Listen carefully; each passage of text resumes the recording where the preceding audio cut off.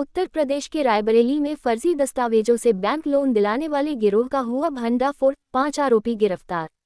अगली खबर है उत्तर प्रदेश के जनपद रायबरेली से, जहां आज लालगंज रोड स्थित रानागंज पुलिस टीम ने फर्जी दस्तावेजों के आधार पर बैंक से लोन दिलाने वाले गिरोह का पर्दाफाश करते हुए गिरोह के 5 आरोपियों को गिरफ्तार किया है।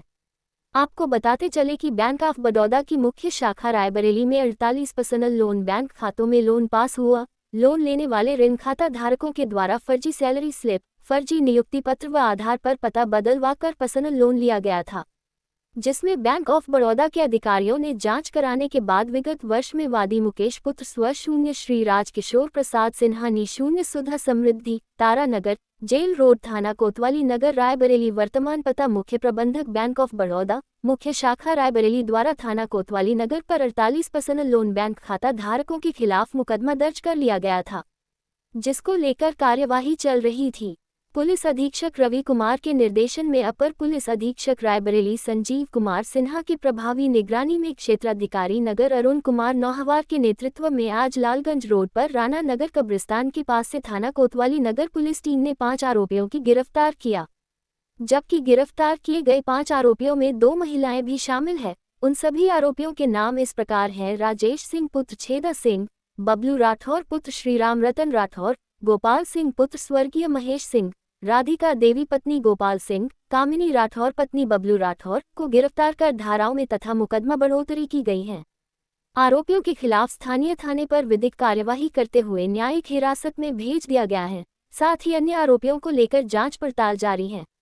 वही आरोपियों से पूछताछ के दौरान पता चला कि आरोपियों ने अपने परिचय एवं रिश्तेदार के खाते में रायबरेली में बैंक ऑफ बड़ौदा की मुख्य शाखा में खाते ट्रांसफर व नए खाते खुलवाए जाते थे तथा उन लोगों के आधार पर पता बदलवा देते थे तथा गोपाल ने मिलकर अपनी पत्नी राधिका के नाम से यूको बैंक में ट्रेजर के नाम से खाता खुलवाकर उसी से फर्जी सैलरी स्लिप दिखाकर तथा फर्जी नियुक्ति पत्र के दस्तावेज लगाकर इन खातों पर पर्सनल लोन कराया गया।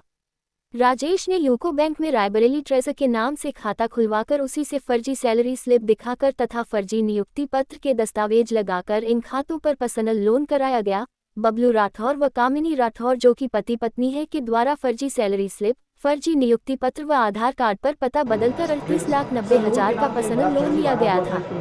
गिरफ्तार किए गए आरोपी गैर जनपदीय हैं, वहीं फर्जी सैलरी स्लिप, नियुक्ति पत्र और आधार कार्ड पर पता बदलकर लोन लिया गया था। फर्जी दस्तावेजों से बैंक से लोन दिलाने वाले गिरोह के 48 सदस्यों में से 5 को लालगंज रोड रानागंज कब्रिस्तान के पास से गिरफ्तार कर लिया गया है।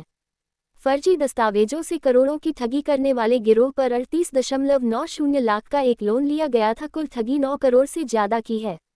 पुलिस अधीक्षक रवि कुमार ने बताया कि सभी आरोपियों के ऊपर गैंगस्टर एक्ट की कार्यवाही की जाएगी। पूरे मामले को लेकर जांच की जा रही है। शीघ्र ही गिरोह के अन्य आरोपियों की गिरफ्तारी की जाएगी। देखिए, ये 29 दिसंबर 2025 को एक एफआईआर लिखी गई थी, जिसमें बैंक ऑफ बड़ौदा के मैनेजर्स ने बताया था कि थाना कोतवाली क्षेत्र में कि 48 लोन अकाउंट्स पे लोन निकल गए हैं, जिसमें लोगों की संदिग्धता है। तो उसी पे विवेचना कर एफआईआर दर्ज करते हुए विवेचना जब की गई तो ये आज 5 लोगों की गिरफ्तारी की गई है, जिसमें 3 पुरुष और 2 महिलाएं हैं। और साथ ही साथ अन्य अभियुक्तों के बारे में भी जानकारी की जा रही है। इनका बेसिक मोडस ऑपरेंडी ये है कि एक फर्जी डिटेल के साथ फेक एक सैलरी अकाउंट बनाते हैं, उसमें इंस्टॉलमेंट्स में कुछ महीनों तक पैसे डालते हैं दूसरे अकाउंट से, जिसका नाम ट्रेजर करके होता है, जो एक दिखाता है कि प्रदर्शित करता है छद्म रूप से कि वो ट्रेजरी से इनको पैसा आ रहा है। तो उनके एक सरकारी कर्मचारी का एक छद्म वेश देकर फिर उसमें उनके उस अकाउंट पे ये लोग लोन कराते हैं और फिर पैसा लेके गबन कर जाते हैं। तो इसी तरह से इस पूरे मोडस ऑपरेंडी का वर्कआउट करते हुए इन अपराध का खुलासा किया गया है। 5 लोगों को गिरफ्तार किया गया है और आगे की अन्य विधिक कार्रवाई की जा रही है। विवेचना में अन्य भी नाम अगर प्रकाश में आएंगे तो उनके खिलाफ भी कार्रवाई की जाएगी। जिन खातों में पैसा गया है क्या उसको फ्रीज कर दिया गया है? हाँ, जिन खातों में पैसा गया है, अब इस चीज़ की जानकारी लगी, एफआईआर जब दर्ज हुई उसके बाद उन खातों को फ्रीज कर दिया गया है। और आगे भी इसमें से ये देखा जा रहा है कि इसमें से अगर कहीं और पैसा ट्रांसफ़र हुआ है तो वो पैसा कहाँ गया है और आगे के स्टेप्स पे भी काम किया जा रहा है। ठीक है।